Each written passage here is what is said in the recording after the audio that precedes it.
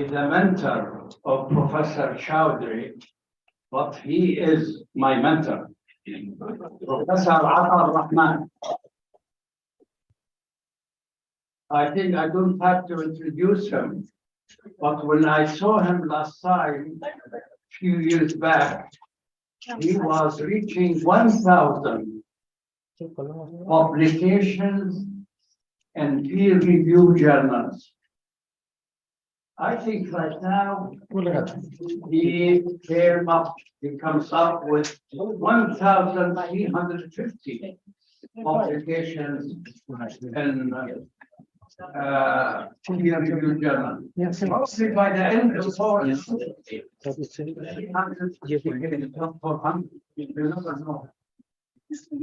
is a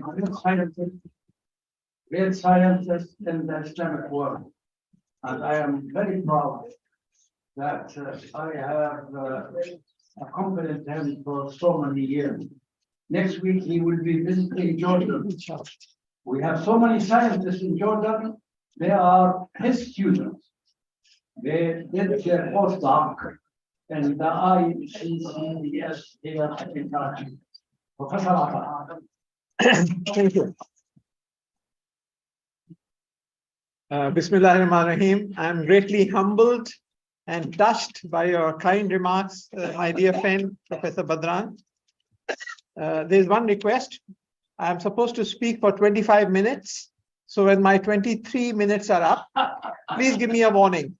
And that you have 2 minutes to go, because we have a very tight. We'll give you bonus. We'll give you bonus. No, I don't need any bonus. Just give me a warning, 2 minutes to go. And I suggest we follow the same protocol for the entire conference. Otherwise, we'll run over time. So we need to be very, very strict on timings for everybody, starting with me, sir. This is a humble request. Thank you, sir. So it's a pleasure to be here and especially to be addressing our eminent fellows from the Islamic and Pakistan Academy of Sciences and other colleagues. I will be talking about some of the reforms that I tried to bring in the higher education and science and technology sectors in Pakistan when I was the chairman of, first the Minister for Science and later the chairman of the Higher Education Commission. So, as was said this morning, the triple helix, the dynamic interaction between the government with its policies, the academia and industry, and the need to create an environment where innovation can flourish. That's the key for progress. And the McKinsey Global Report, published a couple of years ago, pointed out that there'll be a $33 trillion impact of some of these new and emerging technologies, so-called 12 disruptive technologies, including next generation genomics, AI, and others.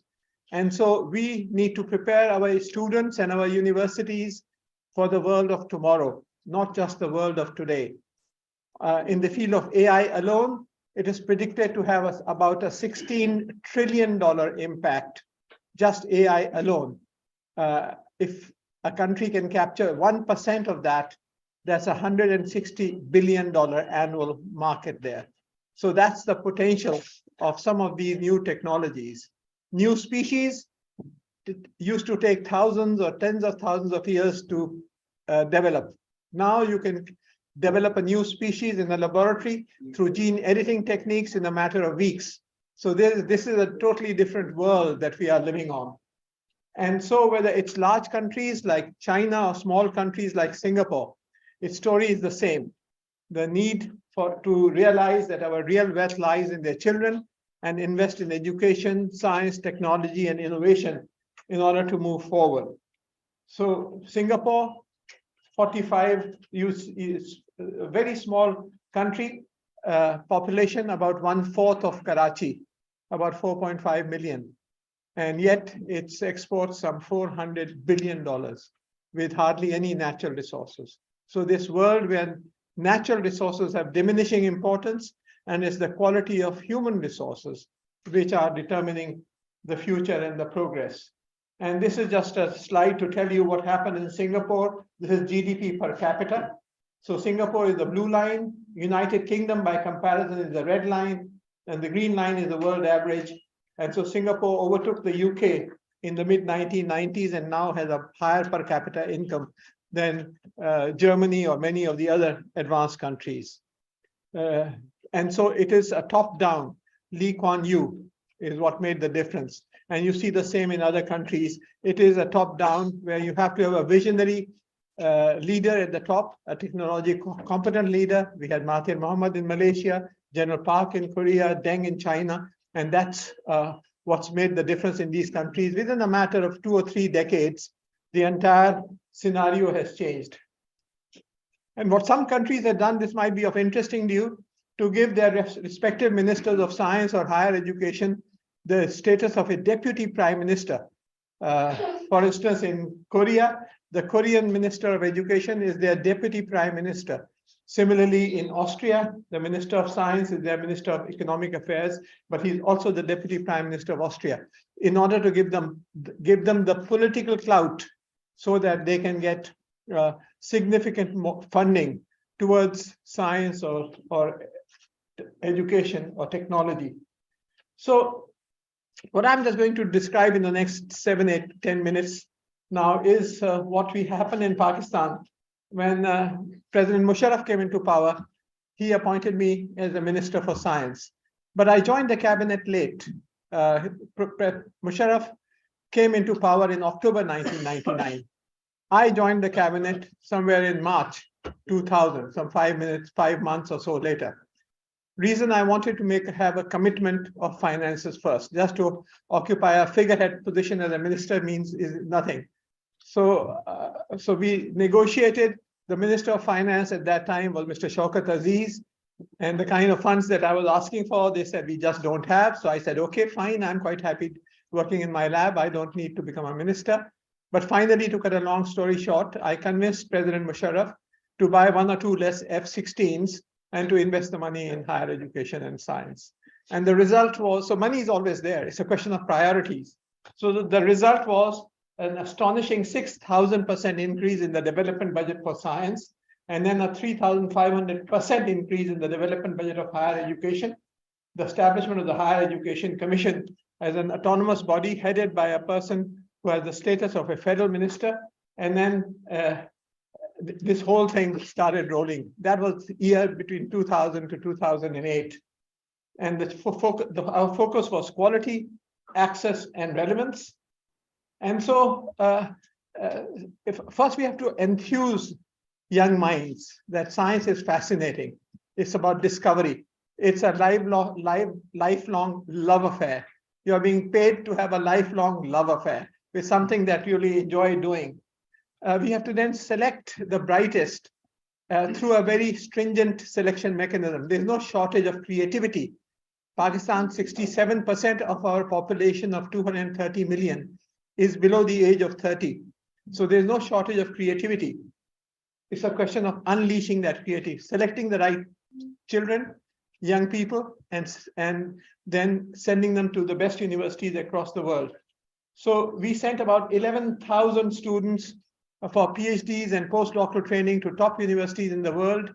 We started the world's largest Fulbright program with half the money being funded by the Higher Education Commission, with the conditions that they cannot work in the United States after completing their doctorates. They must come back to Pakistan and serve here. So no J1 or any other kind of US visas for at least 5 years after they've returned to Pakistan.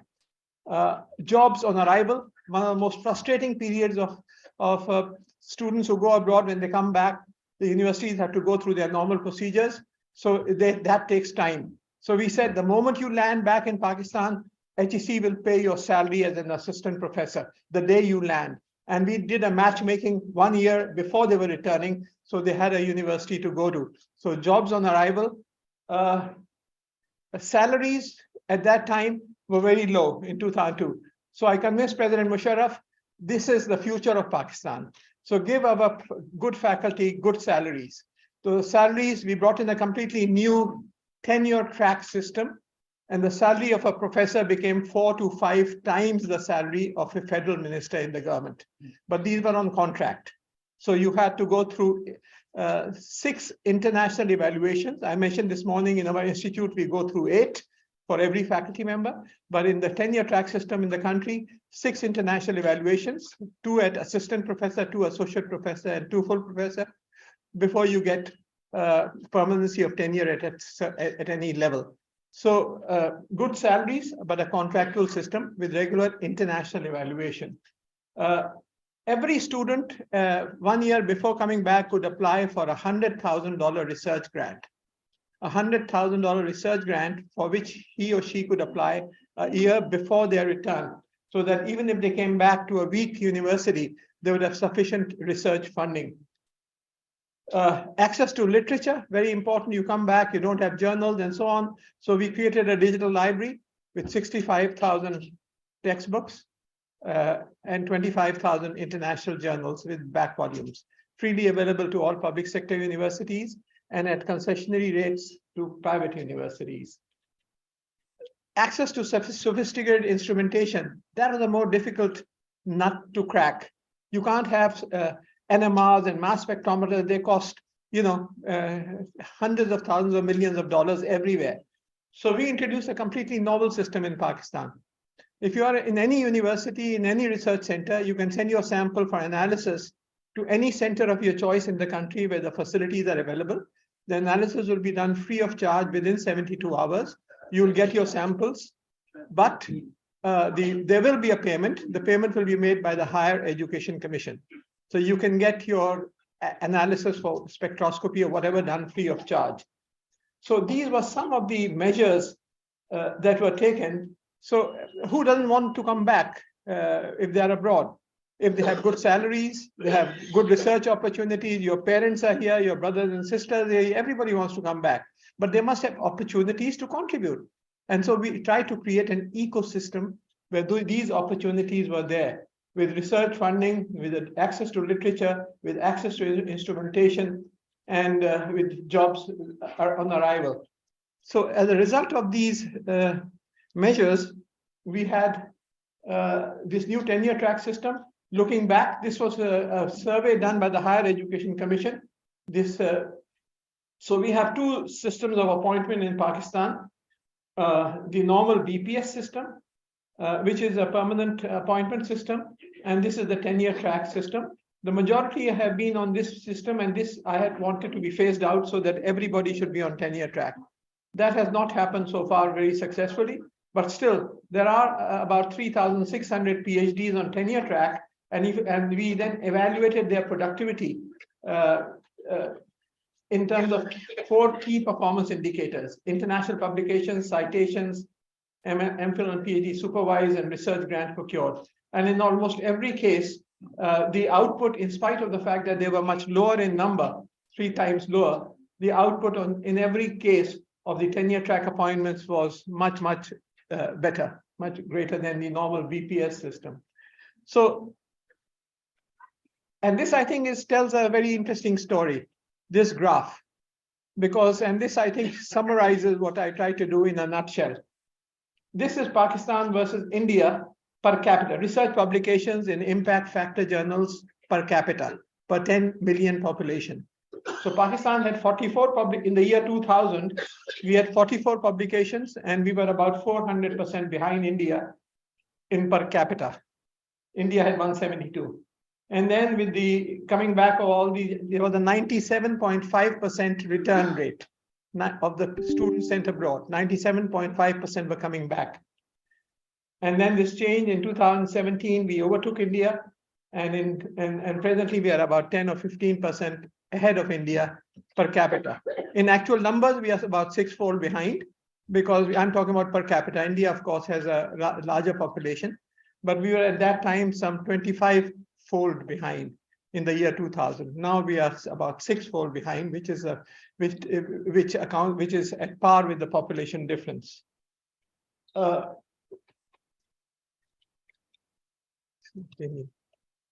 and change one. It's not changing, it's stuck.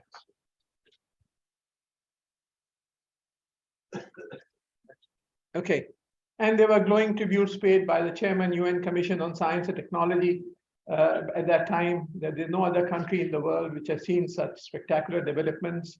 And Thomson Reuters, in a paper in 2016, came out with a with an article, Another Brick in the Wall, Brazil, Russia, India, and China, compared the rise in citations with these BRIC countries, and concluded in that article that Pakistan has emerged as a country with the highest percentage of highly cited papers compared with the BRIC countries.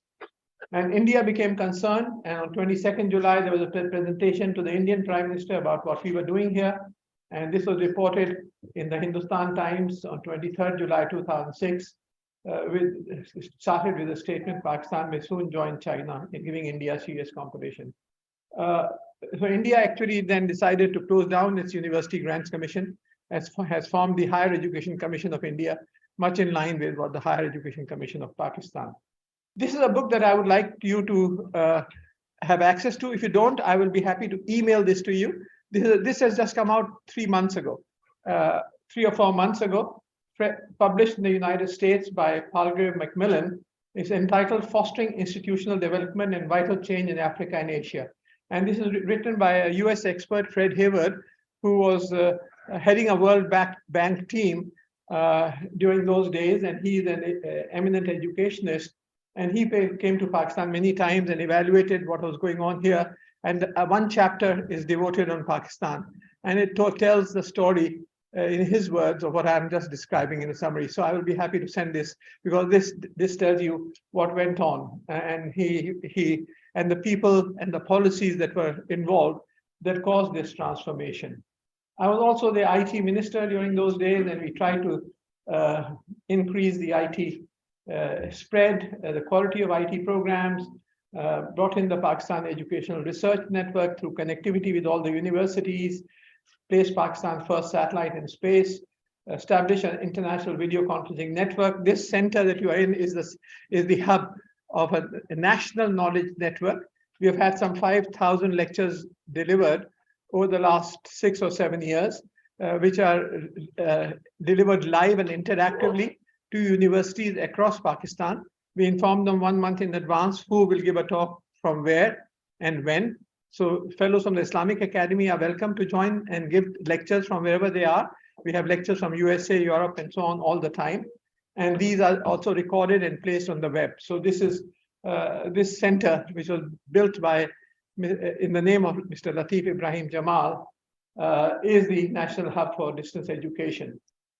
Now to the new kind of universities I'm presently establishing. So let's fast forward and look at the last 5 years and what has happened. Mr. Imran Khan, he in 2017 approached me, and he said, I was setting up these foreign engineering universities during that time, but then there was a change of government and that did not materialize. So he called me and he said, can you do it in our KP province, Khyber Pakhtunkhwa? So I said, I can try. And so my concept was a completely different kind of university, which was focused not just on publications, but actual commercial product development. So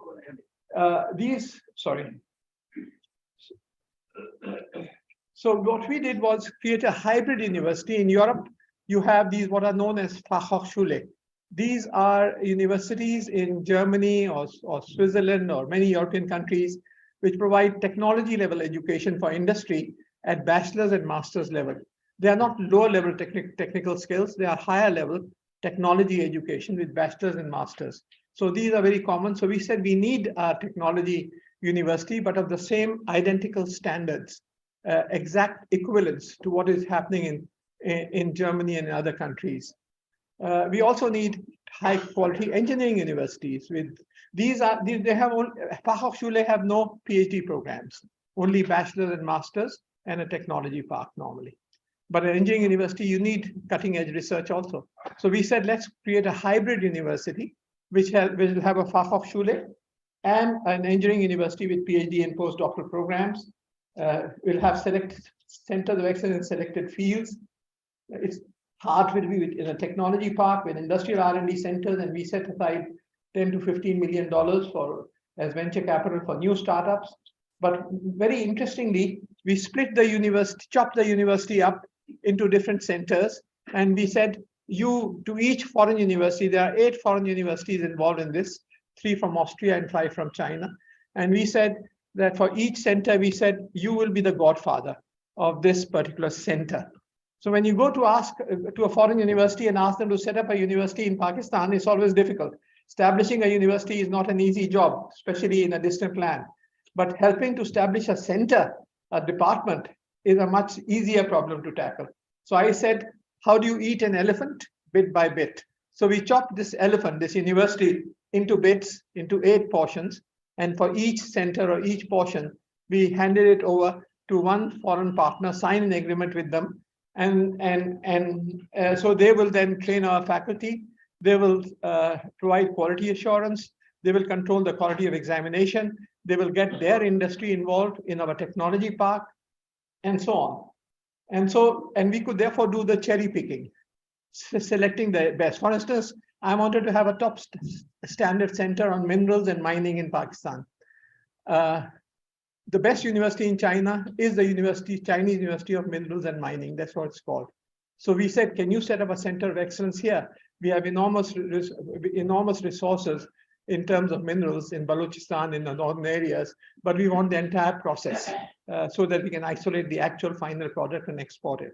So they agreed, and so we cherry picked for each area. Artificial intelligence, the best centers available. High-speed railways manufacture, the best Chinese centers available, and so on. And each was given the response foreign partner to godfather one department, to train faculty and technicians, ensure quality, provide foreign faculty for lectures and research, and ensure linkages with their industry. And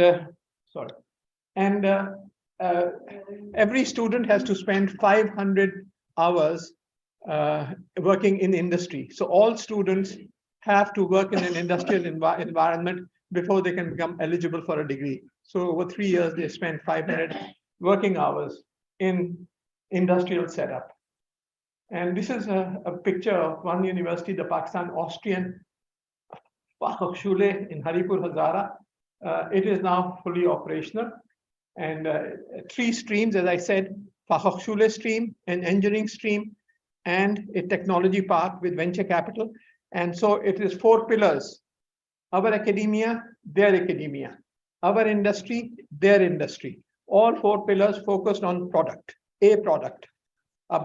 It may be an enzyme production, it may be an AI product, so a product. So 4 pillars focused on a product in the technology park. So in each case, this is the model that I set up. And I said, if you are in Islamabad, do go and visit there. A second such university, well, this one has, for instance, in the top portion is the Fachhochschule portion, and the lower portion is the engineering university portion. And so each one of these, for instance, the electrical and computer engineering is with joinium, Graz, and so on, with different Austrian universities. The bottom portion, mineral resource engineering, is the China University of Mining and Technology. The best university in China for high-speed railways manufacture is the Beijing Jiaotong University. So we cherry-picked that, and they're setting up this center of excellence, but all focused on product development, not just papers alone, specific commercial products. So completely, and so this university is now working, and I would be happy to share the concept with colleagues in the Islamic countries. With the colleagues in the Islamic countries, and another similar university is now under construction in Sialkot, and we have submitted projects for similar universities in Karachi also. I was also heading the Knowledge Economy Task Force, and I persuaded Imran Khan to then invest in science and technology in this country. The total budget of the Ministry of Science, development budget of the Ministry of Science and Technology was only rupees 2 billion, the annual development budget.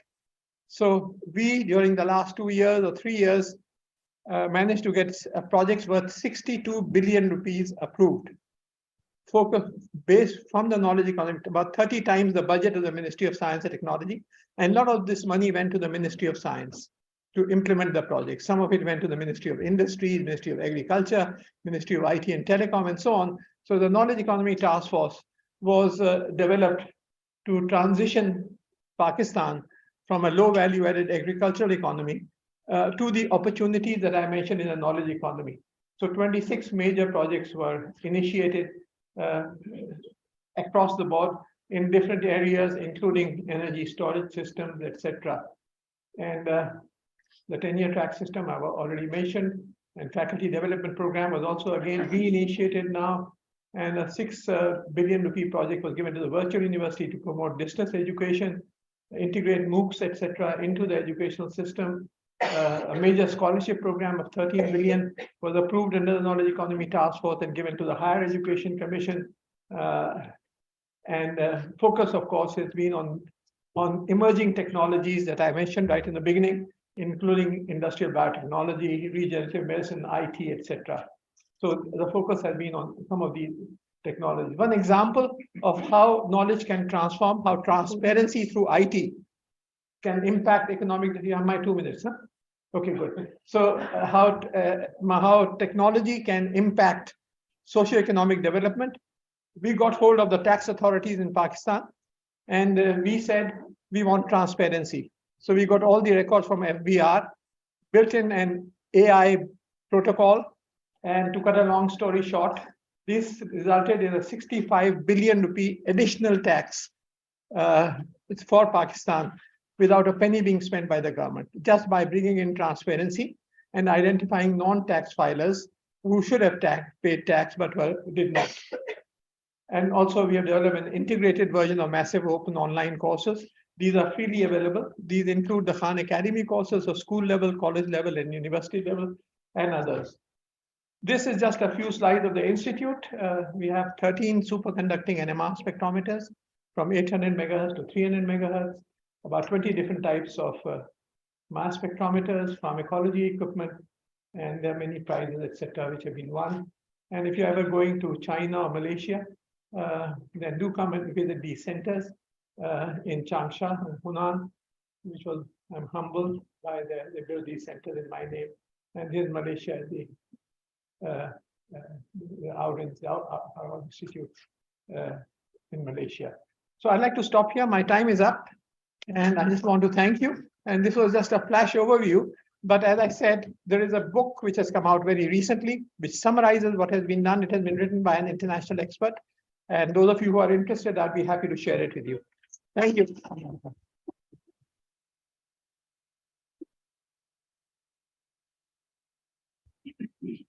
You must have been very inspiring. We have with us very distinguished individual from US. It's not my turn. Yes, sir. Your turn. Dr. Michael Bradley is a scientist and a film director who made more than 100 films and won an Oscar Award for landmark documentary of 1969. This was the pinnacle of counter-culture movement, which launched sustainability in the Republic discourse as a major topic. For the last decade, Michael and his partner, Bridget, have organized numerous initiatives that communicate and popularize the science on big picture global sustainable development, including climate change and consumption patterns. They are coordinators of UNESCO Open Data, only one Earth Science program, which concentrate on communicating the actions required to stop long-term trends to social economic collapse. Michael is a dear friend, a wonderful activist, and very, very inspiring speaker. Michael, over to you. Okay, thank you. I'm conscious. Okay, it's quarter after. I have to stop at quarter till. Got a lot to tell you. I'm basically concentrating on physics. We have one planet, it's a closed mass system. I notice there are two words here: science, the Islamic Academy, and over here, chemical biology sciences. So what I'm going to talk about is evidence. Science needs evidence to get to reality. Next slide. Now, I would argue that we've got a schism here. On the one side is science. This is a main principle. The laws of humans must obey the laws of nature, or humanity, all of us won't survive. Politicians and electors say, no, that's completely wrong. The laws of nature must obey the laws of humans, or we won't be reelected and we won't be able to run. We have to remember that political reality, a state of things as they don't actually exist, is part of democracy. To be popular and to stay elected, governments, politicians tell to the elected good news, positive stories, not reality, not accurate, unbiased scientific evidence. Next slide. Now, I'm here on behalf of these people. These are all the IPCC co-chairs, all of the IRP co-chairs of the International Resource Panel, and they want people to know reality, state of things as they actually exist. They want the evidence. They don't want closed data. They want open data. Next slide. This is the big space-time picture. Let's go back to 1900, 123 years ago. We had hydropower, hydroelectric. We had wind electric. We even had solar electric in 1900. What is it today? If you take the total primary energy supply, all the good renewables, it is just 5%. That's that blade out of that entire windmill. 5% in 120 years. We have the science. We didn't have the politics. We didn't have the electric. Look at this electric vehicle. In the United States, the developed United States, there were more electric vehicles on the road in 1900 than petrol cars. More. Today in the US and Western Europe, what's the ratio? 1.5% electric on the road. 98.5% are not electric. We're being deceived. That's the big picture. Next slide. Now, remember, we're a closed mass system. We're getting nothing back from it.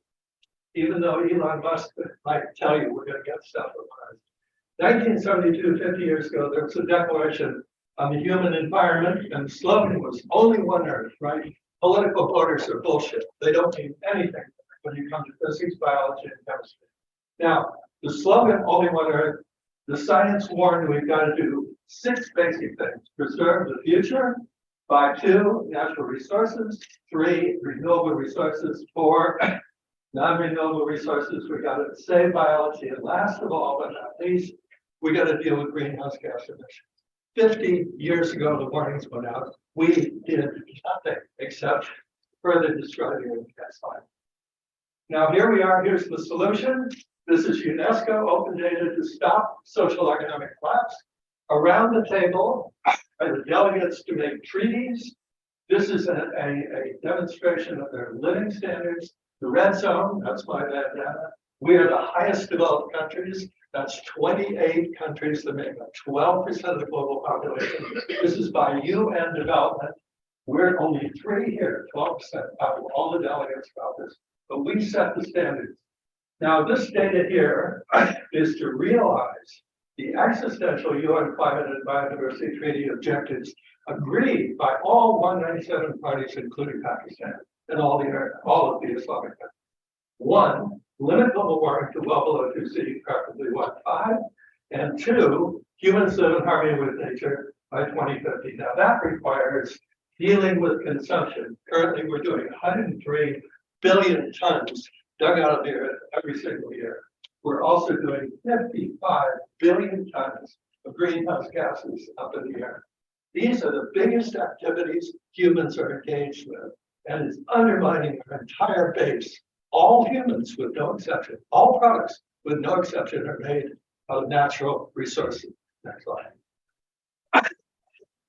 Now, these 2 slides are key. The cause of climate change is cumulative greenhouse gas emissions. So that's what I'm showing you here. This is all from IPCC. If we drop back to 1972, we had no problem. Remember, the scientists wanted us to stop, but we only had 0.2 global warming in 1972. 0.2. This is virtually unknown and unpublicized.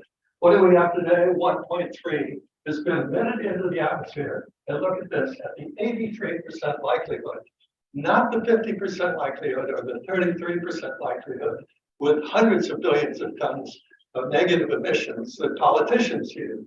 This is the real stuff, the real likelihood. Now, on the real likelihood, in just 4 years, 2027, we're going to emit 1.5 global warming. So the first goal, the preferred goal, will be gone. 4 years. You can't read that anywhere. The next goal, 2.0C, will be gone in 17 years. 17 years, both those goals will be gone. This is on current policies, not promising, not bullshit. The next thing we've got to think about is when these little kids are just 77 years old, right? We're going to have 4C global warming on the best probability, 83%. That's the real stuff that we've got to face. Again, it's one global system. Those are all of our kids that are in jeopardy. Every nation on the earth. Next. Now, as I told you, we have two big problems. Natural resource consumption, according to the global experts, is the basic cause of nature destruction, out of which all human products are made, including 90% of biodiversity loss. So again, let's go back to the time when we were born. In 1970, it's not COVID, by the way. In 1972, we were only consuming out of the earth 0.4 Earths. That's 40% of the UN limit for sustainable consumption. By the time we get up to today, we are already breaking the limit by 50%. We're 50% over the sustainable limit for consumption. If you go up by just to 2055, we will be at 3 Earths consumption. Why is that? Because there's only one pattern of development. Basically, everybody is moving up per capita to the top. And if you look here, again, by 2100, only 77 years from now, we'll be at 6 Earths. This is utter destruction. Take it from the physicists, the biologists, and the global experts, IRP. Next slide. Now, this is a phenomenal statistic.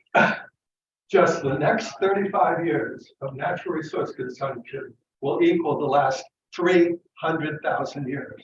That's the entire time of our home sapient species. That's 6 trillion tons. By 2100, again, when children should still be alive that are born today, it'll be impossible 3 times 300,000 years. That's because there's one model of development. And that will be, including global warming, these will lead to massive global shortages of everything: food, energy, water, health, every essential you can think of, shelter. And these are all the essentials for life, all the essentials for production. So this is social economic collapse, because we will have collapsed our environmental system with potentially hundreds of millions of dead and billions forced from lands which are no longer inhabitable. Next slide. Now let's get to responsibility. Remember, these are law-making units. Whether we like it or not, we've got 197 independent law-making units. They're rich people all over the world, but you have to think about these guys make laws. So these rich people in the red zone are particularly important. Now let's look at the 8 indicators from the United States that really qualify and quantify living standards and development. The first, here we are at an educational institute. The first is education. Again, remember, these are from the global experts. The red zone has an average education level of 17 years. That's one year past a university degree. If you go down to the green zone, which includes Pakistan, it's 9 years. That's little more than an elementary education. Again, the averages. If you go to life expectancy, biology, that's us. We live an average of 81 years in the red zone. They live an average, you guys live over here, an average of 61 years in the other zones. You can look at these, by the way, the orange zone is China, and the blue zone contains India. Income there, but let's go to wealth. This is utterly phenomenal. Wealth means all your house, everything you've accumulated. The average red zone wealth, man, woman, and child, is $309,000. If you go down here to the green zone, it's $2,000. It's simply off the chart. Now let's go to destruction indicators. If we go to, these are all per capita, of course, there's the indicator. If you go to consumption tons cumulative, then we have 1,100 tons since 1970. That's all as far back that they go to the red zone. Look at down here in the green zone. 70 is 71. If you go to CO2 emissions cumulative And that's since 1850. You have 950 tons per person, man, woman, and child, the red zone. If you go down to the green zone, you can hardly see it. It's 100 to 1, 10, 10. That's all it is. There are current emissions of consumption. I'll get to that in a moment. Next slide. Now, again, we have to put these numbers. Oh, they're rich. They're rich. Let's get serious about the numbers. They're really phenomenal. Remember, I told you in the red zone, this is 12% of the global population in 28 countries. They have an absolutely unbelievable 64% of global wealth. That translates as $297 trillion in wealth. Now go to the green zone. They're 15% of the population. They have a miserably minuscule 0.5% wealth. That translates to $2 trillion compared to 3 here. Off the charts. These guys have the power. This money is power. They can pay off everyone. It's a global society. We have to face that. If you go to income, 12% have 39% of global income. That adds up to $52 trillion. We've got to shift our thinking from billions to trillions. Seriously, that's where we are now. If you add up the financing of just the UN climate fund, which is $100 billion, the red zone could finance that with 1/500 of annual wealth, or 1/3000 of annual, 1/500 of annual income, or 1/3000 of their wealth. Next slide. Remember, these numbers are important. Now, in addition to the development, you can download, and I think you all have the links there. You can download all 197 treaty party nations, every nation in the world, and all the data that I've given you. Look up your own country, look up any country. We'll keep it up to date every month, every year. It's a real good tool to use. Don't just say they're richer, identify. Don't just say they pollute more, identify. Next slide. Sorry about my voice. Remember, when we were back in 1900, I mentioned total primary energy supply and the fact that hydro, geo, and all of the good stuff was so small. It was only 5%. Now go over here. The worst energy we're using today is coal. Now the ultra high developed are using nearly 6.6 tons per year of coal. Everybody is beating up India, China, everybody else down here to give up the coal, right? Not us here. But look at the amount of coal we use is equal to all of the energy that both the medium and the low developed use. Total, every sort of energy that they use. And this is global population. This is just 12%. Next slide. So what we have to think about is that here are women, typically in you might say, in both the medium and the low developed sectors of the UN. They're gathering firewood to cook their meals. Here we just flick a switch, but look at the difference in responsibility.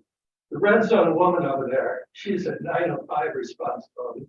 All of these, they're at 40 and 10. We have to put these numbers on the table. They're so dramatic. Next slide. Now here, we're looking at the history of what's happened since the warnings were given. This stripe is from 1970 in terms of consumption. Remember, I told you when we were on the moon, we were warned that we were a closed system and that people had to lower their consumption. Back then, the red zone was at 21.4 tons of consumption per person per year. They swore that they were going to cut consumption.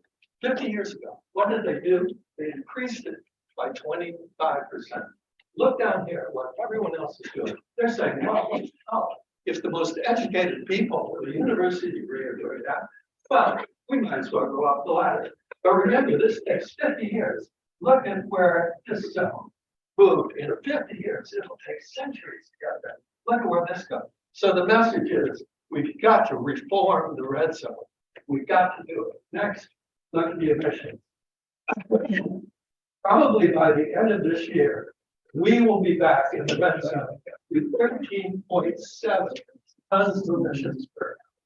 That will mean that we've accomplished absolutely nothing in 50 years per capita in the red zone. It's a phenomenal idea. 50 years later, it's thrown away. Look what's happening to everyone else. They're all moving up to us. Next slide. Now, in some ways, this is the most important slide. Everybody's got a phone all over the planet. They all see how the red zone people live. Right? Here's my house, my cars, my roads, my wardrobe, everything else. They all want to live like we do.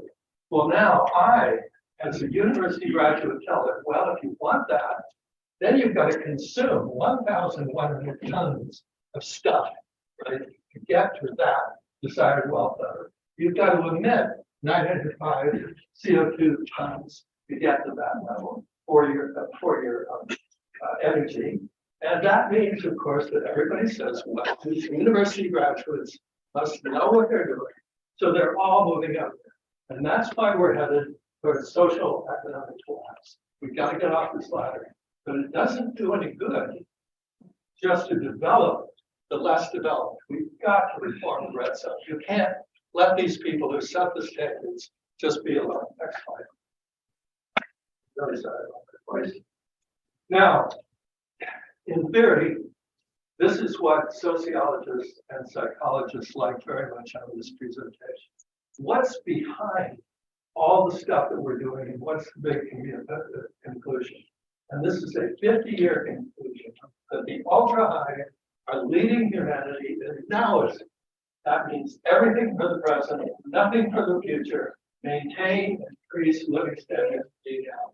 Now, supposedly, we're in the middle of a living standard and cost of living crisis. These people don't have any crisis. They're sitting on so much income and so much wealth that if it goes down this much, it doesn't matter. The other people, it certainly matters. Now, we also have an expression. It won't do any good. I've got a cold. We also have an expression that fits what we're doing in Taoism, and that's me, for, you, and now. That's our mantra, that's our values. And we should be doing us, best, lasting sharing. That would really do it. Remember, we're one planet. These political borders are artificial. Next slide.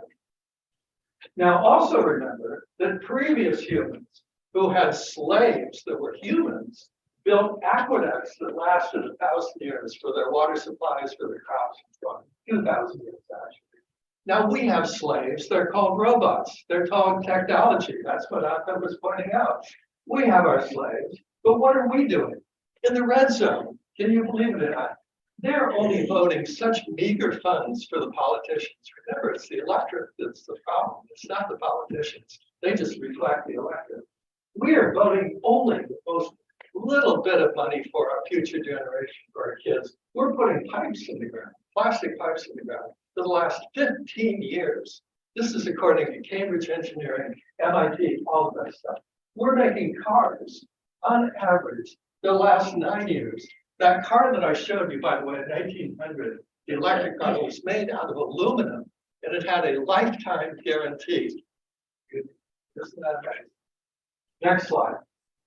Now, to end Taoism, we've got to do what the UN has suggested that people have agreed to for 50 years. If you go back to the Stockholm Treaty of 1972, sorry, if you go back there, you will see that action, all these issues was to be by responsibility for contribution to environmental degradation per capita. That was the agreement. It was repeated in 1972 in Rio. It's the whole basis of it. We've completely violated. The red zone says, oh, no, we don't want to do that. But of course, then, they will not get an agreement.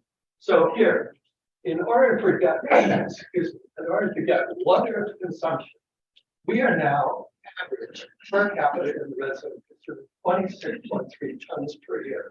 Now, according to the world's experts, the International Resource Panel, the limit should be 7 tons per year per capita that we expect by 2050.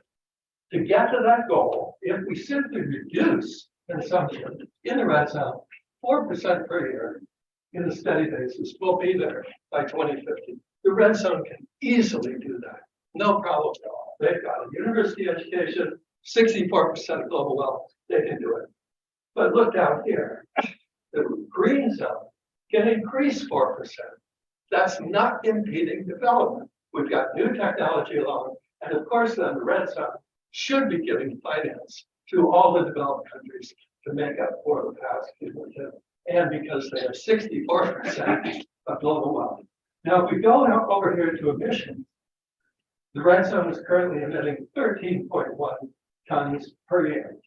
Now, if we look down to IPCC, their limit at the best probability to hold global warming to 1.5 or 2 C is 29 or 96 tons CO2 per capita for all time, beginning 2 years ago.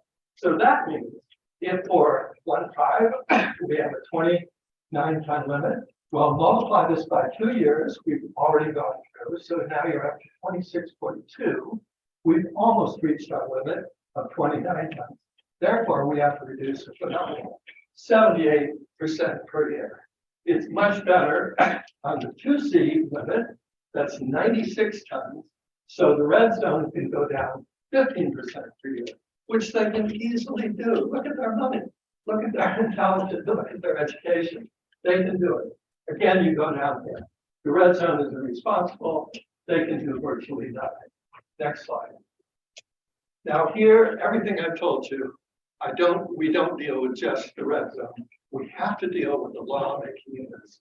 So all the lawmaking units, all 197 treaty parties are there. I urge you to download the data and use it. This is simply off the table. That's why we're doing it. That's why this is UN open data. Next slide. How am I doing? 2 minutes left. Okay. Now within any country, you see the clocks running. Within any country, we've got very rich, very poor. So we've got the apps from COVID and other places. So we can know what individuals, what cities, what other subunits to national are doing. And we can appropriately beat up the rich, the Mark Zuckerbergs, the Elon Musk, and so on, the Jeff Bezos of your country, and not punish the poor. Next slide. Now remember, these are the bad guys. These are all the red folks here. We have to convince them that their little kitties are going to go down with everybody else. They're the electorate. Look at this slide. If electorates don't demand it, governments won't do it. That's true in China. That's true here in Pakistan. That's true in the red zone. So we have to I've got to get your help. You guys who are less developed have got to reform the red zone because that's where we're headed. That's the leadership. So we have to convince these people. Next slide. Now, here's the famous images from Pakistan, 1/3 underwater. What I want you to think about is that was at 1.2 degrees global warming. In just 4 years, we'll be at 1.5. In 17 years, we'll be at 2. How much of the world is going to be underwater? And then, of course, by 2100, only 77 years, we're at 4C. How much is going to go? Next slide. Now we have this countdown clock here. If you notice, this is 1,000 tons of global emissions, clicking away like crazy. This is millions of tons. We go through 5 million tons globally every 1 hour. And every year we go through 40 million tons. So in 4 years, this will click down to 1.5. These clocks should be running everywhere. And the appropriate global action should happen. Look, the red zone has to do this, and the developed have to do that. We're leaving the red zone alone. We can't afford to do that. Next slide. Here we have my wife, Dr. Birgit van Munster, who's done all this fantastic data, worked 25 years with the Maasai people in East Africa. It's on the news right now. Record droughts. Where are we going to be? This drought is at 1.3 degrees C. Where are we going to be in droughts? By 4C, by 2C in 17 years. We've got to convince the red zone. This is food supply, global food supply. It's going to crash. Global fresh water supply. Next slide. Now here is the clock ticking down here. This clock began at 64 billion tons on January 1st. The limit of the IPCC is 7 tons. The total is 68 billion tons.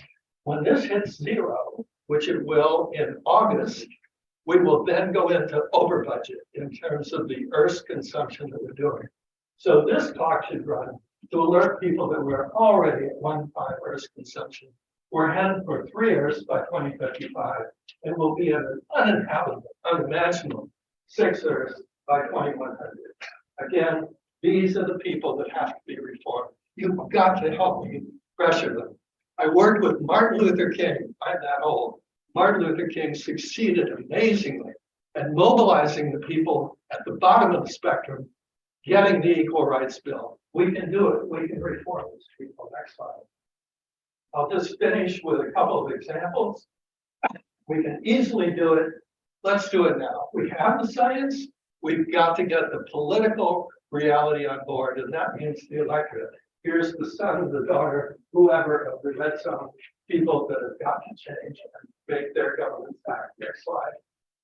The Islamic countries have a key role in this. I heard many mentions of Morocco.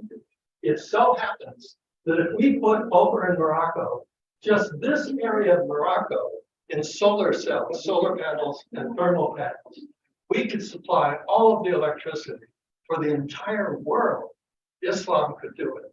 But of course, the financing should come from the red zone. Next slide. I'm almost done. Now, here's the political reality. This is the science treaty that is happening right now for climate treaty, limit global warming to well below 2C, preferably 1.5. The political reality that's going out to people is not what I've been telling you. It's keep 1.5 alive, have CO2 by 2030, net zero by 2050, increase ambition. It's just bullshit, really empty bullshit. Next slide. What we must convey, next slide. What we must convey to the electorate is this is reality, 4 years, 17 years. And these are the people who caused it, and these are the reductions. It's very simple. This is off the table.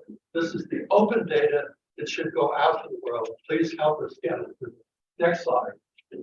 Here is for the biodiversity treaty. Humans live in harmony with nature. That requires resource reduction. What's going out there? Protect 30% of land and water by 2030, which will not reduce consumption. Have global food waste by 2030.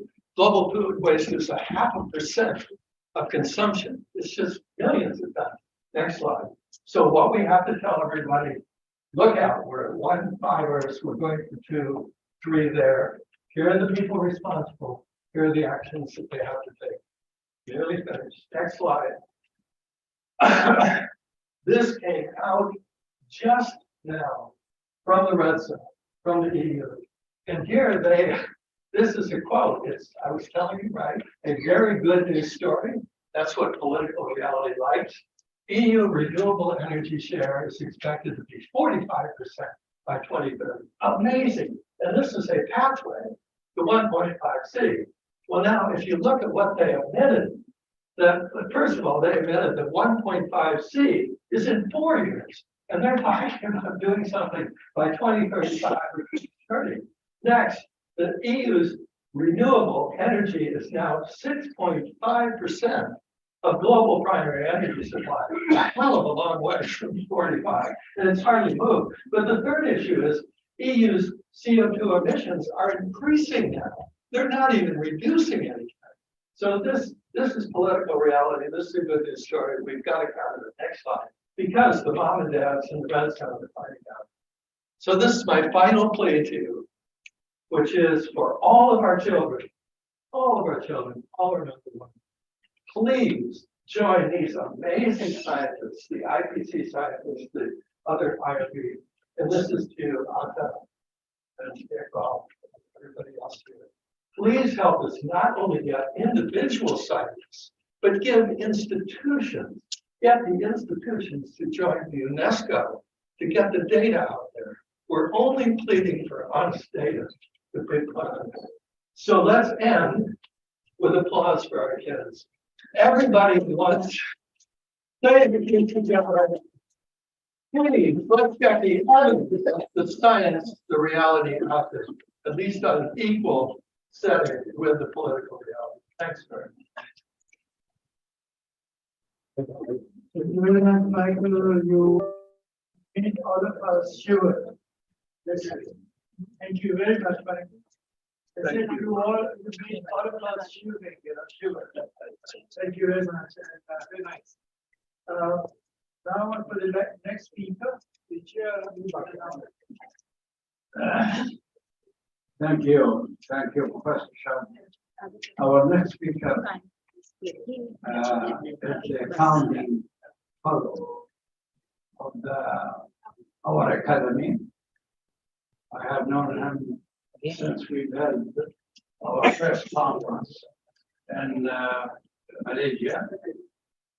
Professor Zaki Abdul Hamid from Malaysia. He used to serve the science advisor of the sixth Prime Minister of Malaysia. He is the Pro-Chancellor of Multimedia University, and also he is the chairman right now of the ATRI advisory group in Malaysia. Professor Abdul Hamid, we welcome you here, and we thank you for accepting giving us a keynote address on the role of science, technology, and innovation in achieving the SDGs, Sustainable Development Goals of the United Nations and OIC countries. Please. Thank you, Dr. Badran, Dr. Chaudhry. At the outset, let me express my gratitude and humility for being invited to this August gathering. I was sitting to that somewhat long opening ceremony this morning, but I endorse almost all of what is being said by the politician and the scientists. And in fact, their comments can be the basis for discussion on what the OIC countries can do. And before discussing what I wanted to do today, I just want to also acknowledge the description, the achievement that Professor Atta Rahman has done in Pakistan and the rest of the world. It's really something great. And Michael, to you, I'm quite familiar with the discussion, the debate, the politics that you want to introduce. Is quite idealistic. I've been involved as a negotiator for my country for at least 2 or 3 treaties. The Biodiversity Treaty, the climate change to a certain extent, and also the Cartagena Protocol on biosafety. And I found that talk is cheap. And in the end, nothing much would materialize. So today I'm going to discuss how the SDG can be achieved in OIC countries, arguing on the importance of science, technology, and innovation. And just to echo what Michael had been deliberating, is really our own doing, which culminate in the conundrum today from a 20th century infinite Earth to the finite Earth, expansion of activities, globalization. And Michael, you are absolutely correct by saying that many of these problems are being caused or originated in the red zone. And you know what I meant, and this is just one example. Just look at the human dominance of the sky. If you assume that one of that yellow dot is a plane, can you imagine the kind of control that human beings have? No wonder they call it the Anthropocene epoch, isn't it? It's just amazing. we are so amazing that once we assume that we cannot match geological power here, but ladies and gentlemen, through our own human activities, we have assumed as an agent of geological change. For the first time in human history, our technologies and the ways people use them have the capacity to transform the biosphere itself. Nothing to show here, but a picture is worth 1,000 words. And one, the impacts, climate change, the struggling polar bears here, and also all these ramification, climate change, including the tragic flood that Pakistan experienced a couple of months ago. And these are all coming down very quickly on us.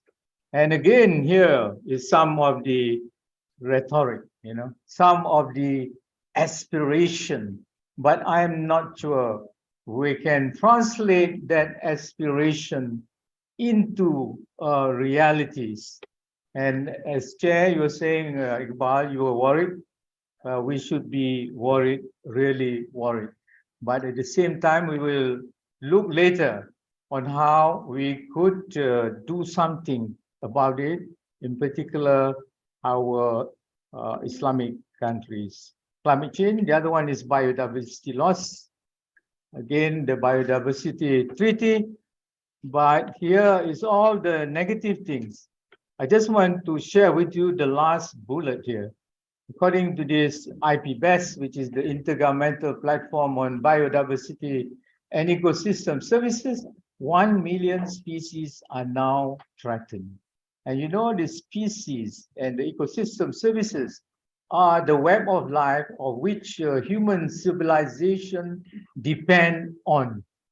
But we don't really care, or if we care, it's just stopping at the rhetoric.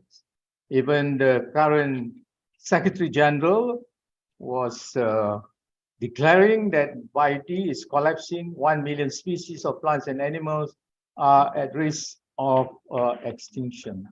And to top it up, the other challenge of sustainability is plastic pollution, which impact significantly the developing countries. Just to sum up, these are the main problems in our unsustainable world. Can range from food security to climate change, energy, demography, biodiversity, water, poverty, and urbanization. And this is also the backdrop.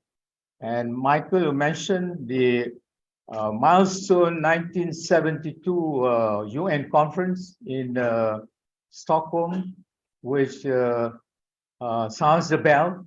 And now what? How many years are we? 50 years. And you can have things like extinction of species and global temperature rising. So, this is captured in this very elegant global consensus in 2015 in the 2030 Development Summit, which outlined the 17 development goals. And this is where I think I would like to discuss a bit on its implication to the developing world, in particular the OIC countries. I happen to be one of the members of Ban Ki-moon's Scientific Advisory Board from 2013 to 2016. Our job is to advise him on what are the approaches to be taken. We argue everything here can be solved by science, technology, and innovation. We argue that science deserves to be valued more highly, employed more widely, and used more effectively by underlying decision makers at all levels. The scientists can do up to a certain point, but eventually the game changers are the politicians, the policy makers. That is why, ladies and gentlemen, today it is not enough for august bodies like the Islamic World Academy of Sciences debating this within ourselves. The scientist knows about it. We know what to do, but you need to connect to the world outside there. You can say it's the citizens, but actually it's the senior civil servant and policymakers, the politicians, you know. And it's interesting to confide in you. I used to work for my prime minister for 8 years, and Professor Khatijah here of the IAS is instrumental in encouraging me to do that. The politician's request is so simple, and I think Atta Rahman would agree with me. He said, I don't really care the science that you want to recommend. You give me two things.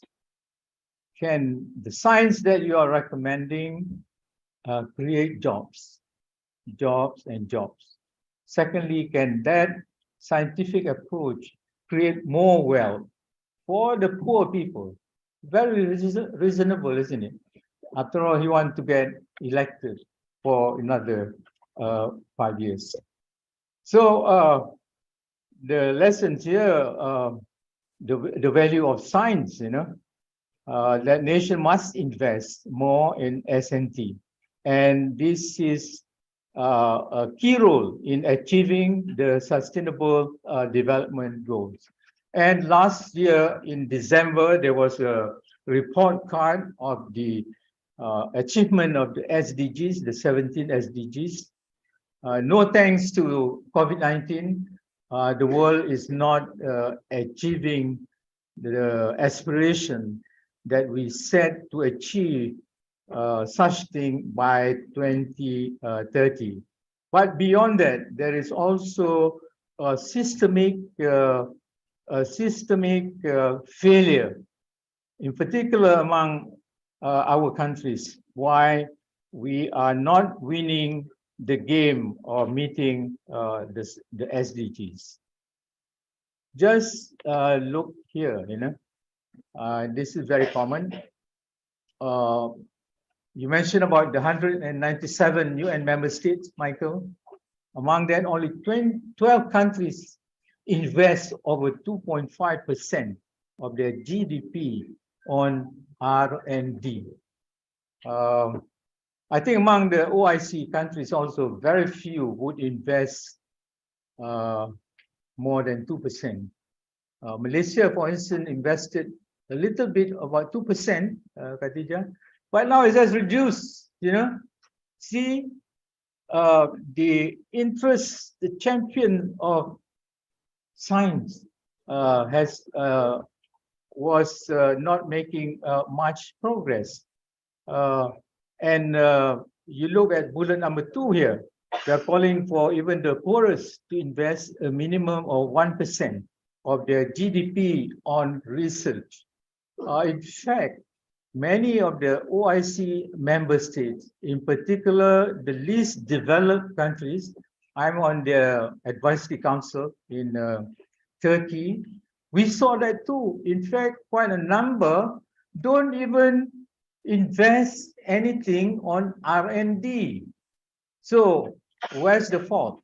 I would argue is the political commitment, the political leadership.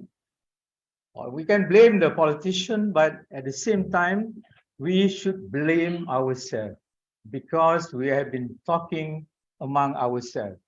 Because the real world is outside there, you know. You need to convince the policy makers.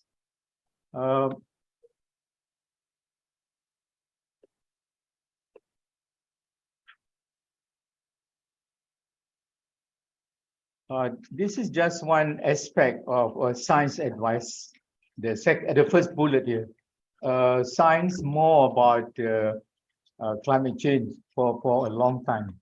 But ladies and gentlemen, it almost takes about a lifetime, 25 years, to get that Paris Climate Agreement in 2015. But the world of climate change science has been longer. So what I'm saying here, decisions are often taken in response to short-term economic and political interests rather than the long-term interests of people and the planet. This recalls to mind some of the comments by Nelson Mandela, who says, statesmen think in the long term, politicians think in the short term. How true, isn't it? But our challenge then is politicians are still our masters. It's incumbent upon us to be friendly with them and to try to appeal to their good reason. Yeah. So the second point, the third point here, in the OIC countries, things are not doing well. I commend Dr. Atullah again on the situation in Pakistan and some other countries. But if you look at some of these prerequisites, state-of-the-art infrastructure, meaning the scientific architecture, the architecture of scientific governance, well-educated and highly trained scientists, the management of research, provision of funds, and finally taking practical steps. All of those are quite absent from our countries, including mine, you know, and we thought we are one of the better ones, but it's not. The structure is almost near defunct.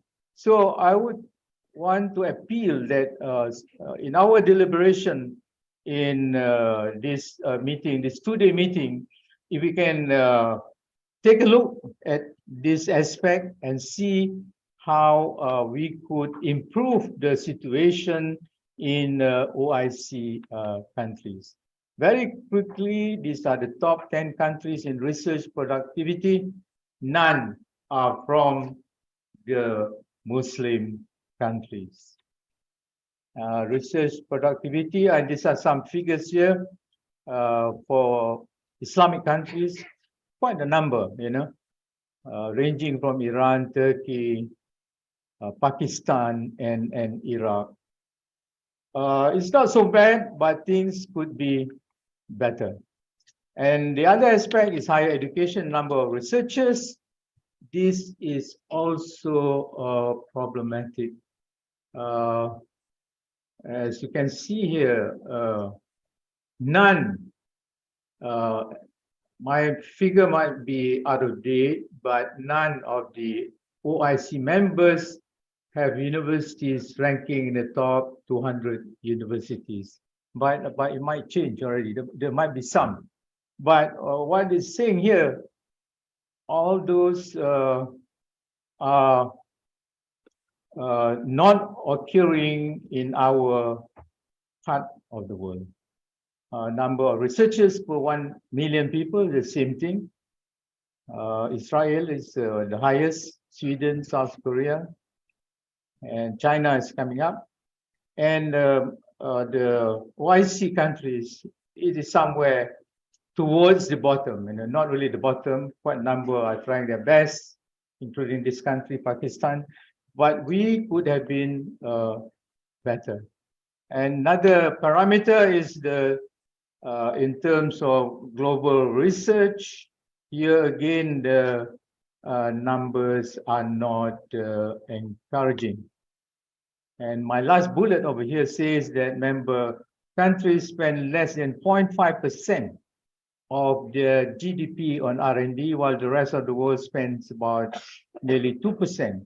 And in some countries, up to 3% or more. So just to sum up, the indicators of research productivity, global university rankings, average number of researchers in OIC members state need to improve. Of course, we are encouraged by current efforts of members to reformulate their education policy, making sure that every citizen have equal opportunities in education. But the question is, can we do more? In particular, to the least developed countries, questions that the IAS may wish to ponder. So finally, my parting words, the long-term and sustainable growth of the OIC group depend on the educational, scientific, and technological development of all member states.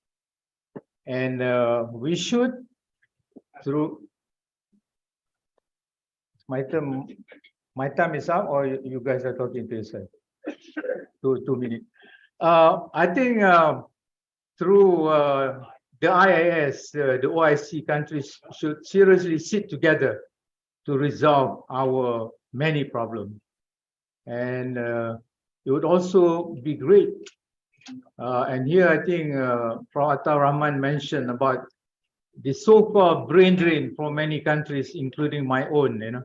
How do you stem that problem? And to conclude, Joint Chairman, let me leave you all with the quotes of Winston Churchill.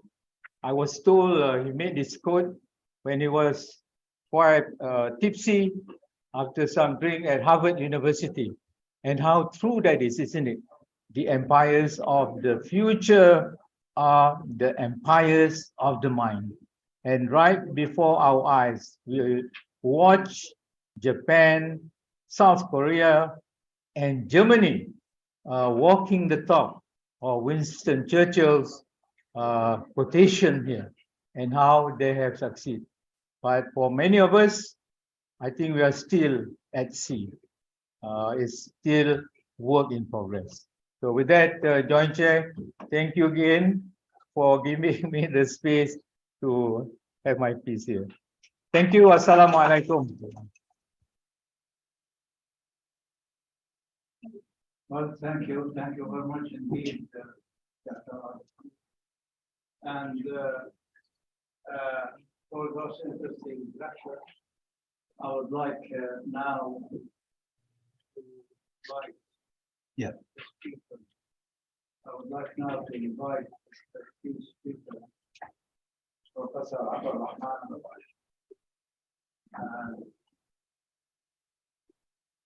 and Professor Michael, and also they will receive the bronze medal. Thank you. And after that, we break for lunch. And after 1 hour, we get back for the afternoon session. Thank you.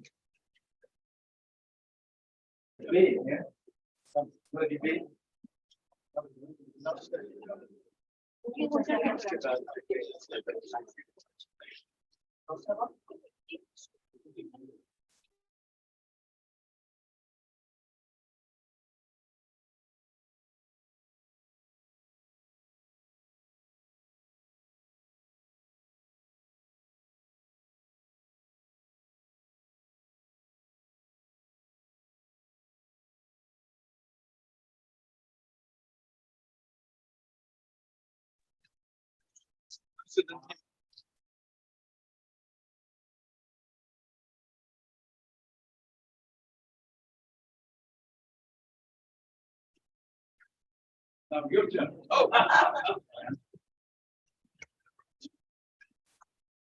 Thank you.